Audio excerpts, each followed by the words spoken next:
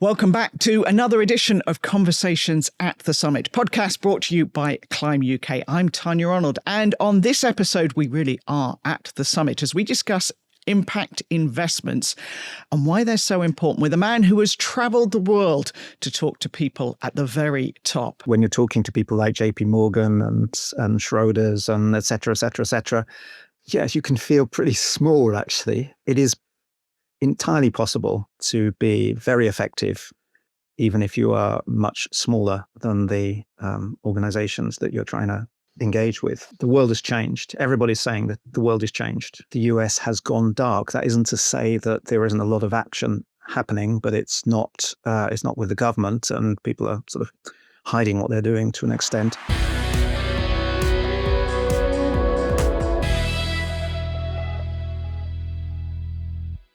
Cliff Pryor is with us, and as ever, the man behind Climb, Gordon Bateman, is here too. So, Cliff, can I start with my stupid question? What are impact investments and why do they matter?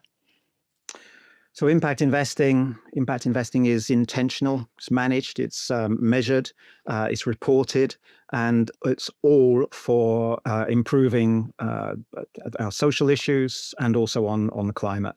That's what it's doing. Now, I've got to pick out your badge. I'm assuming it's a badge and not a brooch that you're wearing, but it's very colourful and very distinctive. What is it? It's for the Sustainable Development Goals. And so that was part of the UN way back, over 10 years now.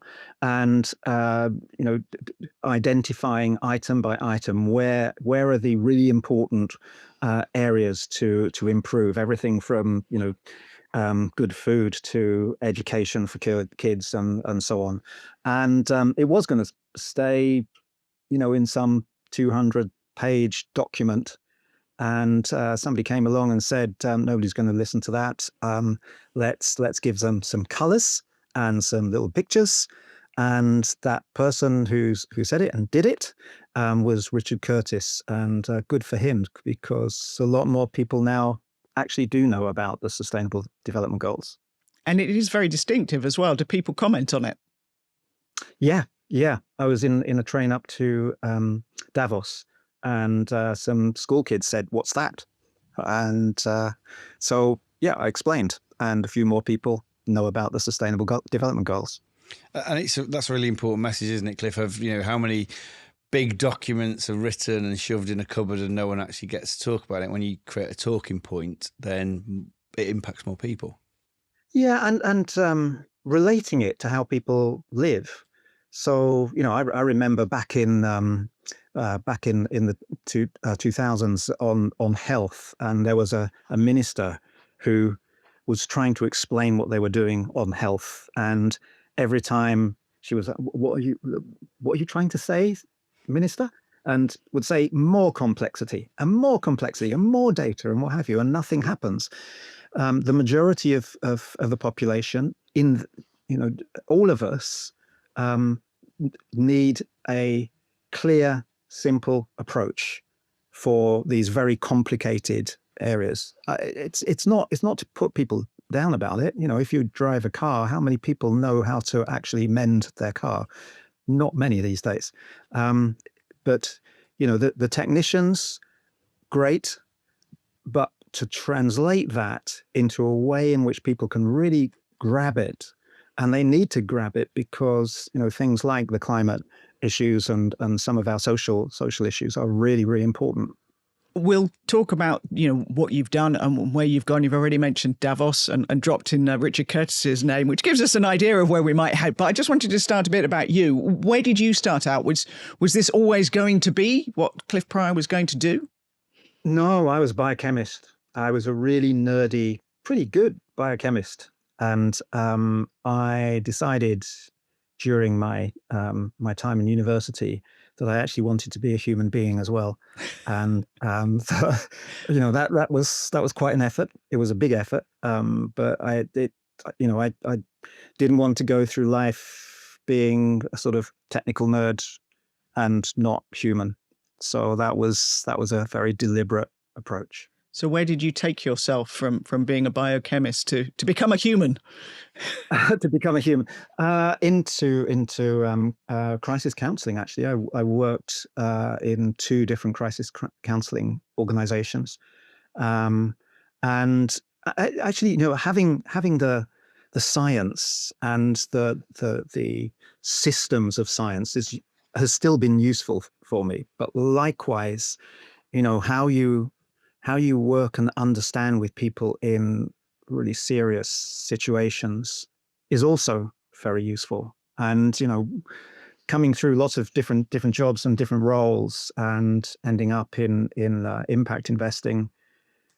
Yeah, because if you're trying to persuade a minister, you can give the technical part, but again, is it going to work for them as a person?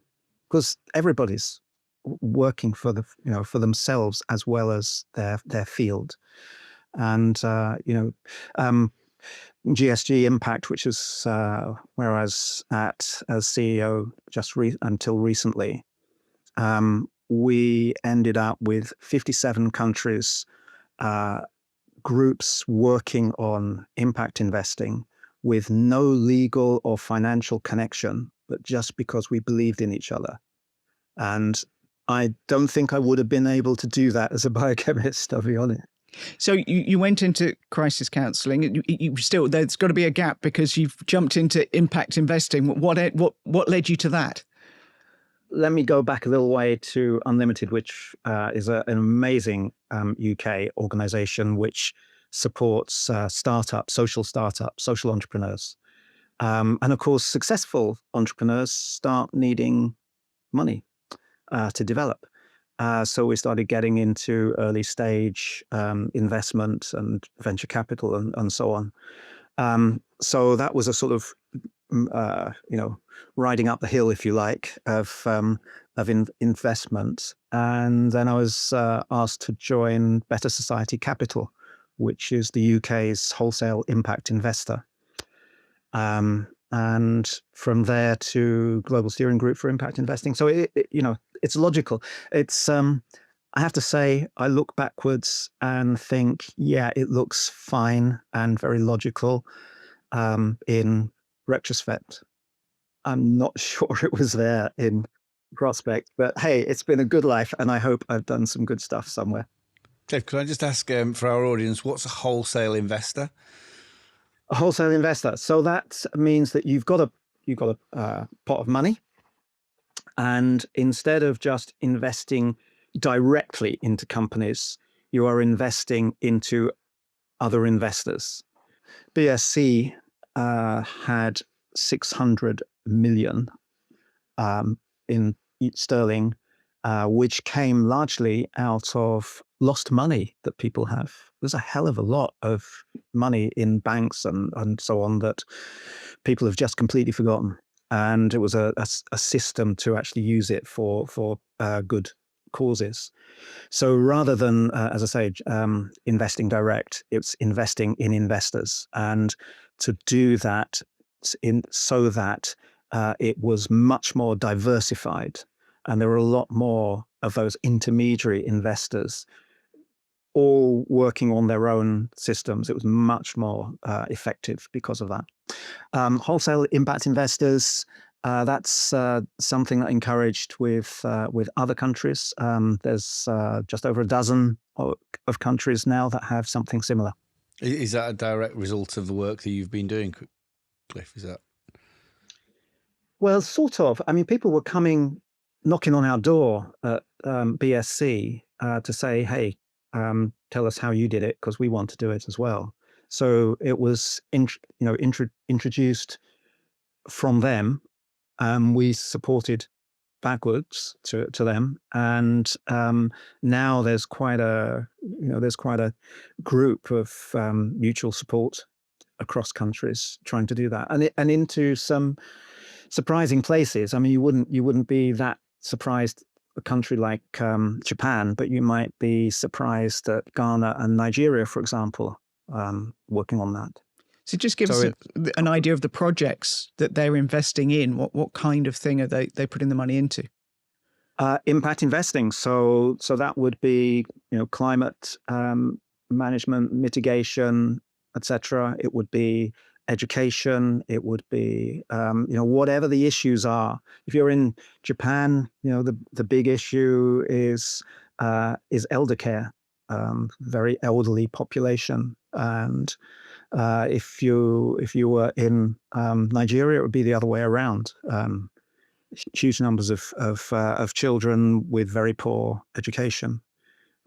So yeah, it's not a, we're not just trying to take BSC's model and cookie cutter it to other countries. It has to work for their country, what their issues are, what their possibilities are, and that's much more interesting, to be honest. It's much more interesting for the UK because we start to see, hey, people in Nigeria or wherever are doing it in a completely different way. What can we learn from that now? From your early days, when you first started out in there, is there a project that you got involved in that really sticks in the memory? You've gone on to do amazing things we will talk about, but from those early days, is there one that you think really maybe shaped how you've gone forward? Yeah, I would say that was the project that was working on how you can overcome the higher costs that people on low incomes have. I mean, just to give a very obvious one, if you can't afford a car, then you can't get to the big supermarket. And if you can't get to the big supermarket, you go to the local place, which is more expensive. So, in so many ways, for example, if you can't pay your electricity bill online because you haven't got online, you will have a higher price. There's a whole set of those higher prices on the lowest income people. And what we tried to do on that was to just get rid of it. I mean, a lot of those issues are actually just, they're the hangovers from, I don't know if you're old enough to know this, but there was a time where people had to put coins into a box to get their electricity, and then somebody would come around and open up that box. Well, okay, that was genuinely extra effort for the electricity company. Now it isn't. So why are we still doing it? Why are we still doing that now? It was a big challenge. And the team from BSC were really keen to find the investable parts of it. But my sense of it was, hey, you're not going to do it just with money. You have to have other angles to this. You need you need some legal advice. You need some to get data. You need to get you need to make it sort of something that would be a challenge. How dare people have higher costs on people who are the lowest income? So you get some media pieces. So you're trying to surround the project, the problem, and that's something that I think is insufficiently well used. I mean, in this particular project, it has done a great deal. A lot has already been changed, and there will be more. But this idea that instead of just, putting money into solving a problem, surrounding it with all of the talents that are necessary, that is much more effective. And that's something which BSC was able to do because of its size, because of its clout as a beacon of this kind of work. I think it's really important, and I very much hope that it continues. That particular project continues very well. And when you were going back to being essentially a fund of funds, I guess, isn't it? It's your fund. Back in the day, was it difficult to find other investors who were working in the impact space, and how have you seen that change? It was actually fund of funds. That's another model Okay. to So what's the difference between that? So a wholesale impact fund would be trying to build the market as well as do the investment. Okay. So it's two-part. There wasn't enough understanding between big money and social entrepreneur, social enterprise kind of money, and that took a while. There were some breakthroughs once we saw more initial success stories. Other people, of course, start to come in, but the first 2 or 3 years was pretty rough, actually. It took quite a while, and also there were limitations on BSE. BSE was not allowed to give grants, and for some circumstances, you need a mixture of investment and grants, particularly in social enterprises. That's quite common.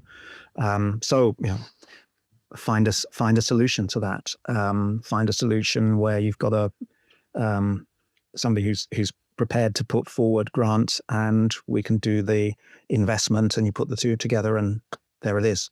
Just picking up on that a little bit, is that because you get people who think it's all about grants, that's the only option for them because that's what they've been used to, or what are those certain circumstances, and why is it important to have impact investors? There are circumstances where only grant is going to work, and there are circumstances where grant is completely unnecessary, and there's quite a lot of in between. If you're running a social enterprise, it may be that you can do it on a completely commercial basis and still do really good work. But there are a number of fields of work where it's just not going to add up, and you need some kind of blended finance approach. If you're reliant on grants, of course, maybe they suddenly didn't happen anymore. So you just look at the situation at USAID, for example. USAID gave half of the world's aid money to the poorest countries in the world, and just in January turned it off, and millions, tens of millions, possibly even hundreds of millions of people no longer have the medications that they were using, or the food supplies, or the whatever it was. So if you can do it on a financial basis, it is better. It has you're less likely to suddenly lose grant. So what moved you onto the world stage? Somebody asked me. No, really. So I had worked on and off with Sir Ronald Cohen, who was very instrumental in the start of impact investing and developing a whole set of new parts of it as well.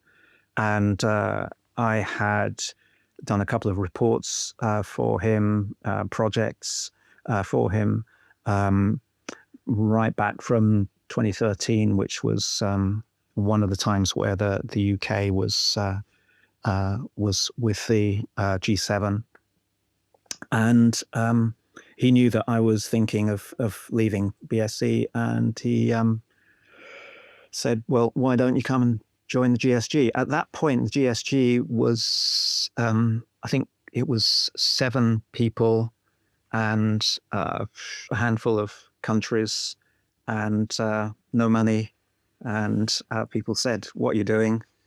Anyway, it's done pretty well.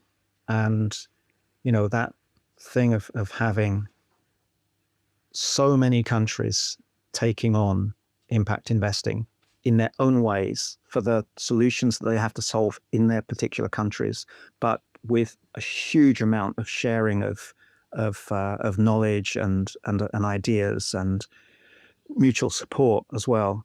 It's been fantastic, really fantastic. I left towards the end of last year on that job.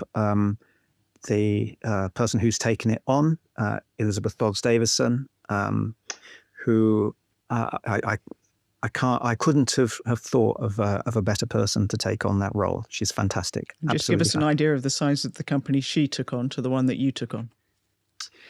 Yeah, DFC, which is a big part of the development finance system of the USA.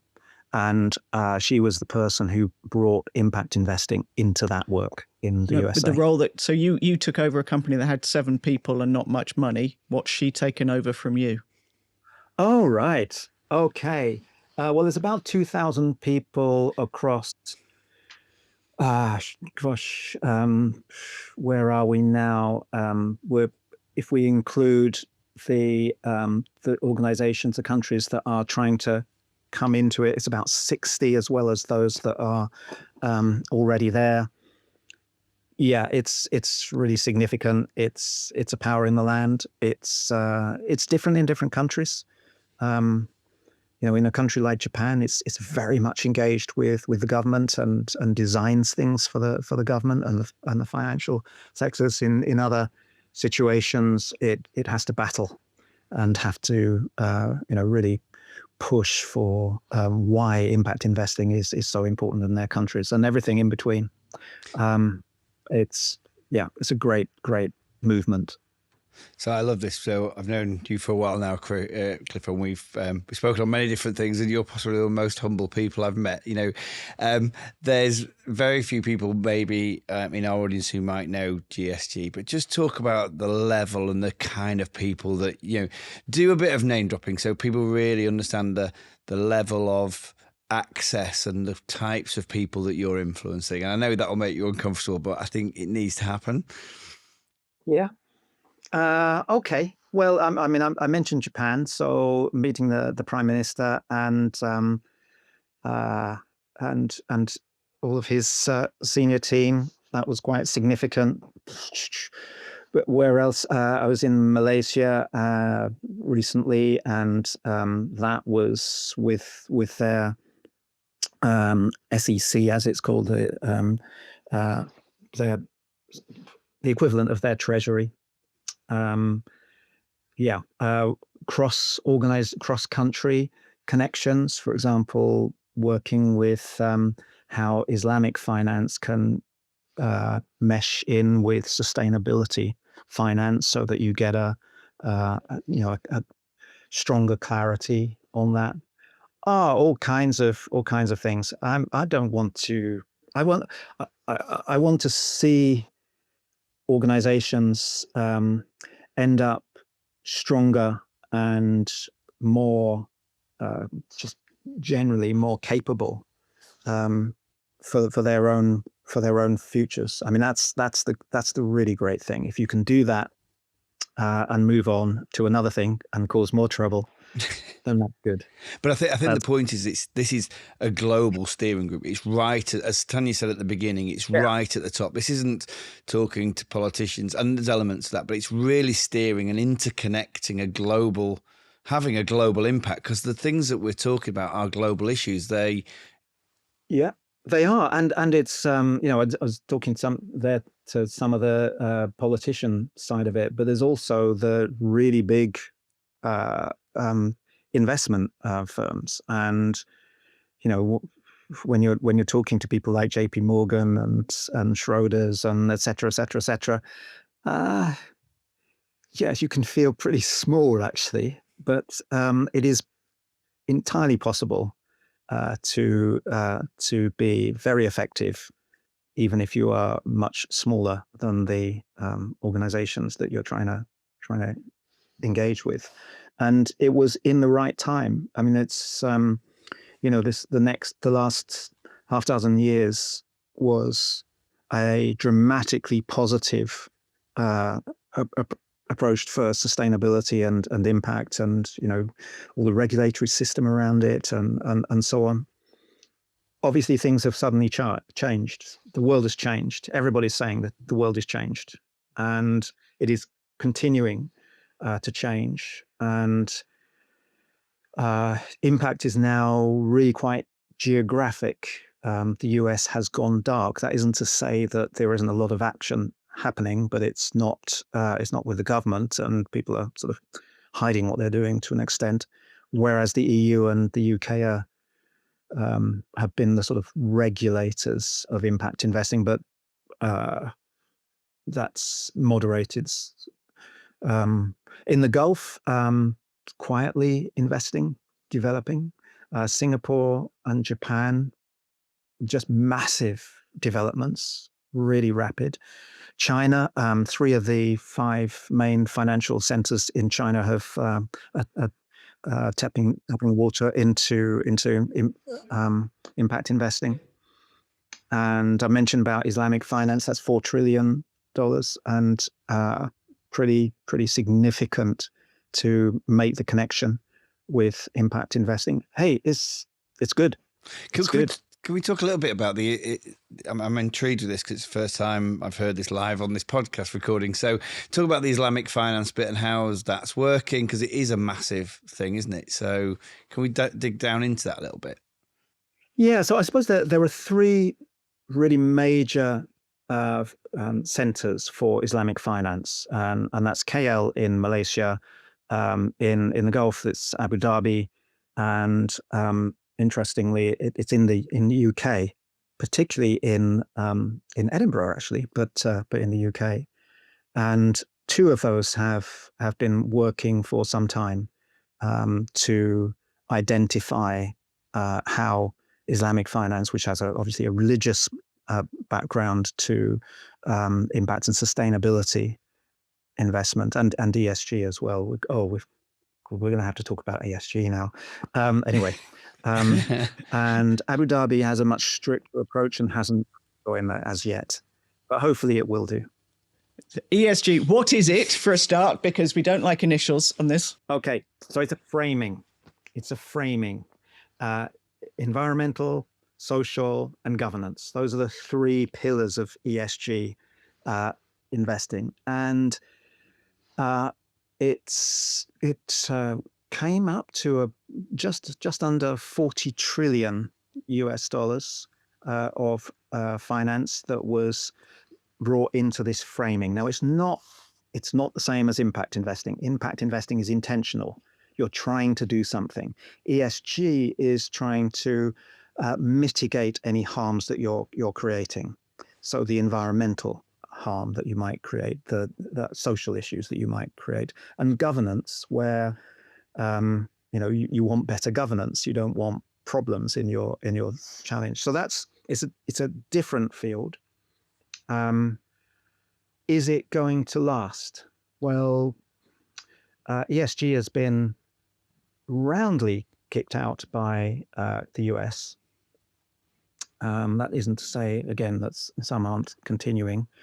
But the reason why ESG is continuing despite that is that it has been shown for several years to be the most effective financial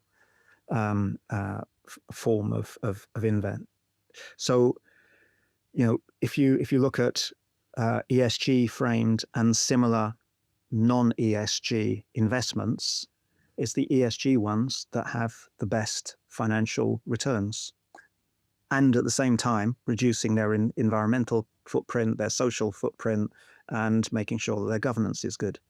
So what's happening in the US of trying to completely squash ESG is utterly bizarre from the point of view of the investors, because of course you would want the best financial return as an investor. However, things are not always logical. Do you have to reframe how they use different words almost, in that, if you've got a leader that's saying drill, baby, drill, and environment don't go together, but can you reframe that literally with a different title? I think that was an approach that a number of people were taking in the US, but now it has really been just essentially banned. It's almost impossible to use it. But again, who wouldn't want to have better financial returns? Who wouldn't want their governance to be sound? It's a very strange situation. The EU is still very much involved with ESG finance. So is the UK, a number of other jurisdictions. But yeah, we do have now a very geographic approach on impact investing. Putting a positive spin on this, is there not an opportunity then for the UK and for Europe to then be saying to investors, we can see statistically that ESG investments are outperforming. So is this not an opportunity then, if we get the right people at the table, to bring US money into the UK? Investors in the US who are interested in ESG and impact investing say, well, don't do it over there then, do it over here and you'll get a return. Is this an opportunity? I mean, it's a possibility. I think things are so volatile at the moment with the US that it's very difficult for major financial institutions to change, because if you're a small bespoke impact investor, it's fairly easy for you to just change course. If you're a massive organization with thousands of staff, you really have to know that any change that you're making is going to be a lasting change, because any of that change is going to be challenging, have costs, et cetera. So I think it's too early to know with the US. Too early to know.